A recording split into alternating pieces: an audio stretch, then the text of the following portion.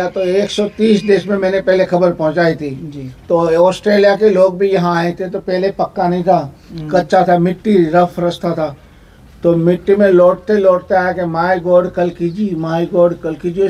जय श्री राम दोस्तों, कैसे हैं आप? तो आपका स्वागत है मेरे YouTube channel blogging with Shyam में। और दोस्तों आज मैं आया हूँ संबल के एक प्रसिद्ध मंदिर में जिसका नाम है वंश गोपाल मंदिर।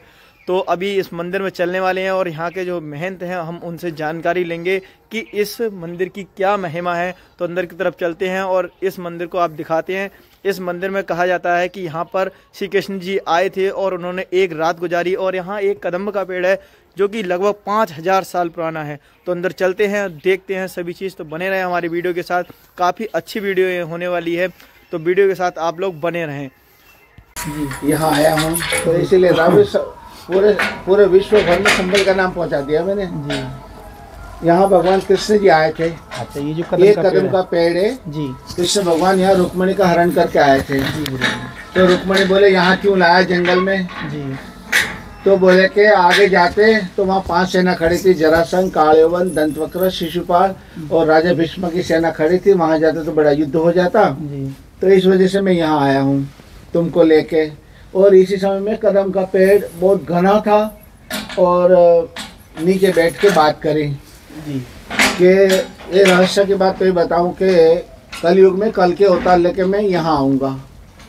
एक बात बताई। दूसरी बात, ब्रह्मा जी को बुलवाया और कहा कि मेरे नाम से यहाँ गोपालेश्वर महादेव के नाम से इस शिवलिंग की स्थापना करो। ये मंदिर सामने है। हाँ, ये जो मंदिर है ये ब्रह्मा जी स्थापित है। उन्होंने एक रात में शिवलिंग की स्थापना करी, ये मंदिर बनाया और ये तीर्थ खुदवा के यहाँ तीर्थ बनाया जी। उसी में ऑटोमेटिक नीचे से पानी आता था, लेकिन 50-60 साल से पानी नीचे चला गया है।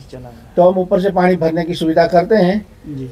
तो ये यहाँ की महिमा ये है कि यहाँ कोई परिक्रमा करते हैं कदम का पेड़ की जी, तो उसकी मनोकामना पूरी होता है। और यहाँ वंश गोपाल है जी, तो उसका नाम ही वंश गोपाल है। किसी का जो वंश नहीं चलता है तो मनोकामना रखते कि भाई मेरे पुत्र प्राप्ति होए, मेरे लड़की होए, लड़का होए, तो यहाँ मान रखते हैं तो उसकी मनोकामना 100% पूरी हो जाती हैं।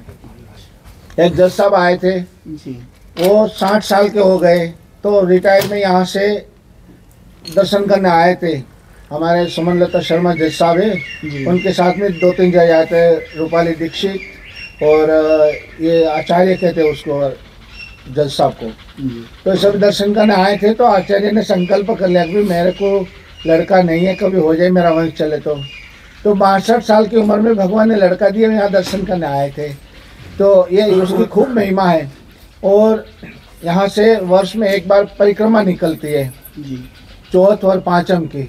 तो तीज के दिन रात को भक्त लोग यहाँ जाते। कार्तिक महीना में, मतलब दीपावली के बाद कार्तिक महीने में तीज के दिन यहाँ सारे भक्त लोग आ जाते हैं। और चौथ के दिन सुबह में यहाँ से परिक्रमा निकलते। तो ये पूरा संबल 24 कोस में है और 60 किलोमीटर हो गया अब तो ये यहाँ से शुरुआत करते तो भक्त लोग और मंदिरों तीर्थों का दर्शन करते करते शैमनाथ जाते। शैमनाथ में वहाँ भी बहुत बड़ा मंदिर है, वहाँ दर्शन करके चंद्रायण है। तो चंद्रायण में रात रुकते हैं, वहाँ भोजन भंडारा सब होता है, खूब स्वागत होता है। वहाँ भी पूजा पाठ करके फिर वहाँ से दर्शन करते करते और भी मंदिरों में फिर वापस यहाँ ही संपन्न होती है। यहाँ भंडारा होता, 3 दिन तक भंडारा रहता। अब तो पहले तो एक बार करते थे हम जी, लेकिन अब जनता बहुत बढ़ गई तो 3 दिन चलता। तीज, चौथ, पाँचम का भंडारा रहता है। और यहाँ बहुत बड़ा मेला लगता है, ये भी बहुत बड़ी संख्या में मेला लगता है। तो मेला में सभी की भी जो दर्शन करने आते तो उसको भी मनोकामना पूरी होते। कोई नौकरी धंधा बिजनेस खेती के लिए आते कि भाई हमारे खेती में बरकत रहे, कोई नौकरी वगैरह लग जाए। तो कदम का पेड़ की 7 परिक्रमा करते हैं। 7 परिक्रमा, हाँ 7 परिक्रमा। कृष्ण भगवान ने भी फेरे फरे तो 7 फेरे फरे थे यहाँ रुक्मणी के साथ में। अच्छा। तो ये कदम का पेड़ उसी दिन से 7 परिक्रमा का नियम लग गया। तो यहाँ खूब ये प्रसिद्ध धरती है। जब मैं यहाँ आया गुजरात से तो यहाँ मैंने मीडिया द्वारा दे दिया। तो 130 देश में मैंने पहले खबर पहुंचाई थी जी। तो ऑस्ट्रेलिया के लोग भी यहाँ आए थे। तो पहले पक्का नहीं था, कच्चा था, मिट्टी रफ रास्ता था। तो मिट्टी में लौटते लौटते आके माय गॉड कल्कि जी, माय गॉड कल्कि जी, ऐसे बड़े बड़े जोर से आवाज लगा लगा के भगवान के चरणों में आए। तो लौट रहे थे, लौटते लौटते यहाँ प्रणाम करा कदम के पैर नीचे। ये धरती की खूब महिमा है। पूरे संभल में जो है, संभल का हृदय को ऐसे हरिहर मंदिर है। ये भी बड़ा राजा अयते के समय का है मंदिर। ये 8000 वर्ष पुराना है, सतयुग का है। और ये है तो इसी समय में द्वापर युग का है। लेकिन यहाँ भी ये जो कुदरती है, तो कृष्ण भगवान की कृपा से ही ये तीर्थ बना हुआ है। तो तीर्थ में नहाते तो कुष्ठ रोग मिट जाता है, छोटा मोटा संकल्प करते तो मनोकामना पूरे। मैंने भी प्रूफ करने के लिए, मैं भी यहाँ है तो मेरे को भी विश्वास नहीं था, तो मैंने भी कुछ संकल्प करा कि मेरा ये काम हो जाना चाहिए। एक तो तीर्थ पक्का होना चाहिए और ट्यूबवेल हो जाए। तो उसी दिन भक्त लोग आए और उन्होंने कहा कि स्वामी जी क्यों विचार में, क्यों चिंता में हो? तो मैंने बोला भाई फेरी आ रही है और ये 2 काम करना ज़रूरी है। तो बोले हम कर देंगे, आप चिंता ना करें। तो फिर नज़दीक आ रही थी, तुरंत ही उन्होंने बोरिंग करवाया, मोटर लगवा दी और तीर्थ पक्का करने के लिए कुछ दक्षिणा भी दी और काम चालू कर दिया हमने। इसलिए संकल्प करते ही मनोकामना पूरी हो जाते, इतना पावरफुल है। गुरुजी, ये यहाँ पर कोई जैसे आना चाहता है, जैसे कोई दूर दराज से आना चाहता है, अन्य प्रदेशों से लोग आना चाहते हैं, तो किस माध्यम से यहाँ पर पहुँच सकते हैं? ऐसे नजदीकी रेलवे स्टेशन कौन सा है? बस है, रेलवे स्टेशन ऐसे मुरादाबाद आते हैं, मुरादाबाद से यहाँ बस आती है। अच्छा। अथवा ट्रेन से आते तो ट्रेन में थोड़ा एक सिंगल ट्रेन ही आती है जी। एक सुबह आती है, एक शाम को आती है। ये कहाँ से आती है सर? ये मुरादाबाद से यहाँ आती है। अच्छा अच्छा। तो इधर दिल्ली से आवे तो दिल्ली, गाजियाबाद, गजरोला, हसनपुर और संभल, तो बस रास्ते से अच्छा रहता है। और हवाई जहाज से आएंगे तो मुरादाबाद में ये बन गया है जी हवाई अड्डा, तो वहाँ भी आ सकते हैं। अब तो कोई शुरू नहीं हुआ है मेरे ख्याल से अभी। हाँ नहीं, चालू हो जाएगा अभी ये। अच्छा अच्छा। हाँ, मार्च अप्रैल वैसे नजदीक है तो यहाँ पर कोई पड़ता है, गाजियाबाद दिल्ली पड़ता है। हाँ, गाजियाबाद है, दिल्ली है, मुरादाबाद है। मुरादाबाद मतलब बस रास्ते से, ट्रेन रास्ते से या वहाँ से ऑटो वो टैक्सी वगैरह करके यहाँ पर आसानी से आ सकते हैं। तो ये यहाँ के स्थान के बारे में बताएंगे, तो क्या स्थान पता है क्या है यहाँ का?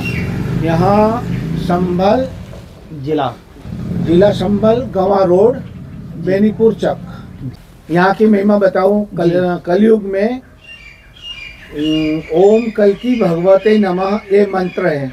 ये राम भगवान ने मतंग ऋषि को दिया था कि कलयुग में ये जो कोई नाम उच्चारण करेगा तो का हनुमान जी आ जाएंगे या कल्कि भगवान आ जाएंगे खुद। तो ये राम भगवान ने कहा हुआ। जब सतयुग में ओम नमो भगवते वासुदेवाय नमः ये मंत्र था, ऐसे कलयुग का मंत्र ये है। द्वापर में था श्री कृष्ण शरणम मम, ऐसे ही आज कलयुग में ओम कल्कि भगवते नमः। कोई मिलते जुलते रहते तो जय श्री कल्कि बोलते हैं और मंत्र जाप करते हैं। कहीं तकलीफ आ गई रास्ता में, ये कहीं गाड़ी में, कहीं वाहनों में, कहीं इधर उधर जाते, तो इसी समय ये मंत्र का जाप करें, हनुमान जी महाराज तुरंत हाजिर हो जाएगा और काम हो जाएगा। कभी हनुमान जी नहीं आए तो कल्कि भगवान खुद आ जाएंगे। ये मेरा अनुभव की भी बात है। बहुत बहुत धन्यवाद गुरुजी। जय श्री कल्कि। जय श्री।